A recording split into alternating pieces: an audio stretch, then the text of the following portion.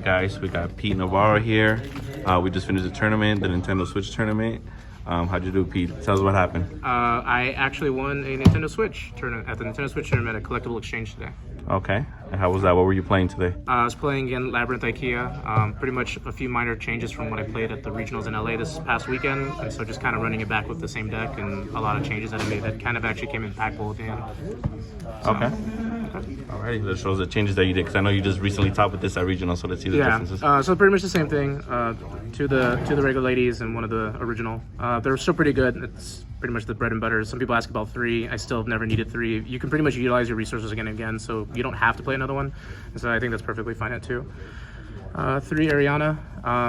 Yeah, you have to play her because she's your bread and butter for the deck. Starts everything off perfect for it. I'm playing still the IKEA version, so 3 Chandelures and 3 Stovies. But this time I increased the coup clock to 2. So unfortunately, since Gamma's at 1, we kind of needed to make, odds and end changes.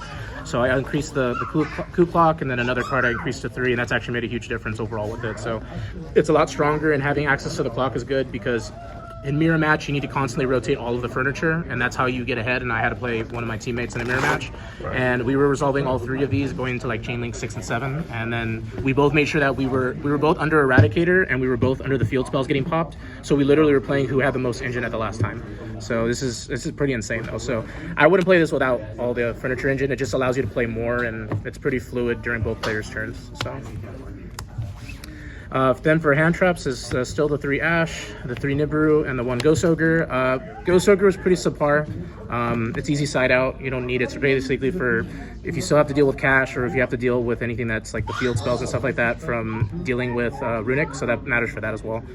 Pretty much it's pretty standard with it. This is pretty good. And then Nib, again, you could always just ditch it off the furniture if you don't need it in play. Spells was only 4. It was 3 Extrav and the field spell. Again, the field spell is important for going against control decks, and this is, again, the card you need for mirror match as well. So I bet that came up a lot during the mirror match. Yeah, I did. But we both blew each other's field spells out, so it didn't matter. Game 1, I used it against him. He couldn't play. Game 2, we both eradicated each other. We both lost both their field spells, but I outgrinded him in resources, so it was just, at that point, it was just game. I still stick by the 2 Welcome Labrynth and the 3 Big Welcome. Your goal is to kind of just abuse these as much as possible. You side this, when you're going second, usually side one of these out, and that's pretty much how the engine works. This card's insane. People forget that you can bounce any monster at resolution. It doesn't have to be a Labrynth or a Fiend. So when you resolve it, you bounce back like any of your buy steals, or if you bounce back any of like your pseudo hand traps you want to use again. So it's a pretty nutty card. It's probably one of the best cards in this deck I will ever have. The 1-ofs, I play 1 Punishment and Daruma Cannon. Daruma Cannon wasn't relevant this event. This happened for 1 round. I got to use it, but again, not too overpowerful. They're just there if you need to search them, and then they're easy side deck cards still. So. And then what made this still pretty insane, still 3 Infinite Impermanence. You want to be able to play during your opponent's turn. 3 Skill Drains still, because again, it's probably one of the best cards this deck has. And then what replaced the Gamma engine as well with the coup clock was 3 Solemn Strikes. Start card is really, really good. It allows you to, if you go play first, you stop any monster interaction that you just don't want to deal with, and it puts a lot of monsters in their place. Players don't expect it, and pretty much with these 2 together, you just don't let a player get to play, and that's important. We're pretty much grinding out stuff, so. That was pretty much it for the main deck. It's 41 cards still, still pretty consistent. Let's go ahead and go into the extra deck. How did the Gamma loss feel in this tournament? You're remaining Gamma, right? Yeah, I mean, I miss it. I'm always going to. It's a good card. It's never gonna not be relevant. But I also don't have to worry about too many things anymore. With cash being a little bit, neutered, it's not bad. It's still a pretty good deck. Runic is still a problem if you're not careful with the Sprite engine. I have a good side for that matchup. Super Heavy Samurai is a problem too, but I'm kind of glad they don't have Gamma either. So it's kind of it's a good trade and interaction with it overall. Okay.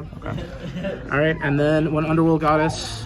She's a fiend. It's if I need to build out towers, you don't really go into it. It's just there. 1 Phoenix. It's good for popping cards if you need it. And then for Exceeds, Baguska, Exciton Knight, never made these, and then Zeus. I make none of these cards. They're fine though, they're there if they need to be there, but most of the time if they're extra, it just gives you avenues of choices what you want to make. 1 of the Tri Brigade with the Garua. This is a draw power. It was actually relevant this tournament.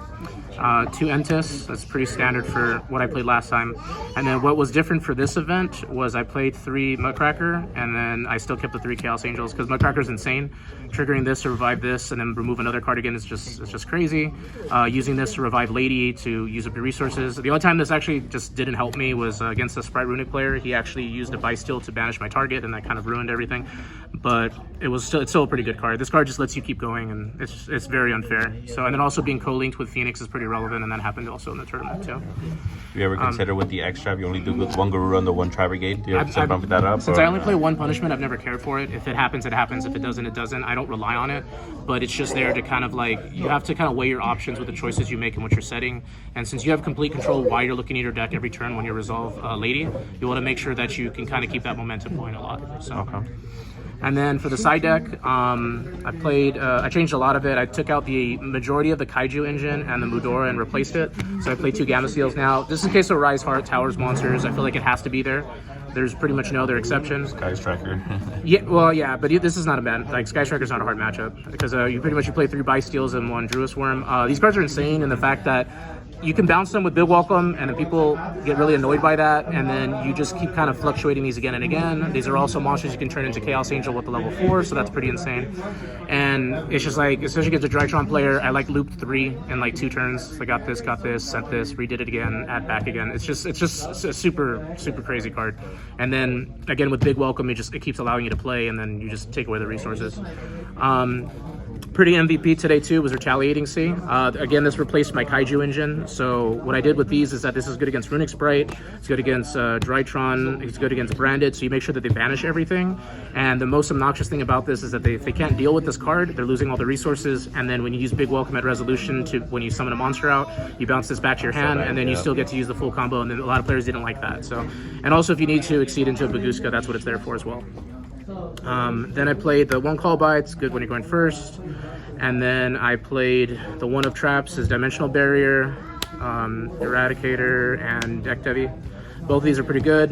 This is the most relevant one, of course, because again, mirror match and all that. And again, against mirror match, I eradicated him, he eradicated me, and we just didn't play. And then 3 evenly match. I did not use these at all. Everything else was used this entire tournament, so except for the Gamma Seals and this. So there's always 5 cards that you never really need because your engine is so strong already. So I know you did mention that the Deck Devi didn't come up that much. Is there something you'd replace a Deck Devi with, or you still keep it regardless? I feel like Deck Devi has to be no matter what, because if you play against Super Heavy Samurai,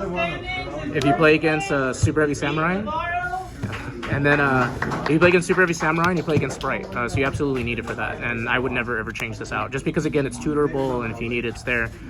Dimensional Ground might be another good option with it, but for the most part, yeah, just because like if you need it to go off and turn off the turns, it's pretty strong. But I feel that's only really good if you're going first. You can just chain the furniture, so the furniture will still hit grave regardless. Yeah. I mean, Retaliating Sea is just a walking macrocosmos, and that's pretty scary. So I mean, Contact Sea might be a good option just because you can search it off the card, but again, that's also personal preference. But the deck's been fantastic since I started playing it, so yeah. Okay. Any other changes you'd make, or you're happy with the build post ban? I mean, there's always going to be changes per event, but honestly, the deck is so consistent, and I've been playing it for a while, that it's probably something I enjoy the most playing. It's not just a regular trap deck, so I like that a lot. Awesome. Yeah. All right. Any shout outs, P? I want to give a shout out to Collectible Exchange for having us come to this wonderful store and get to play. Again, they're one of the main. Thank Roberto for having us, and Leo for judging. It's again a big privilege to come out here and play. I want to also thank Top Choice Gaming, because they're also good friends that also have Clueless testing as well. I want to thank Team 24K, everybody, Hector behind the camera. I want to thank my buddy Mike and my buddy Ricky. They rode today and came out today, so it was really good hanging out with them and getting to spend time with everybody. I don't have much time to play very often, unfortunately, so I'm going to try to be a part of it. When you do show up, you show up, so that's good. Yeah, and then like my mom and everybody that supports me, Alex, they all help me with everything, so appreciate you guys. Awesome. All right, congrats again on your 3rd Switch? Yeah, 3rd Switch. Switch. All righty, V. Thank you guys. Have a good one.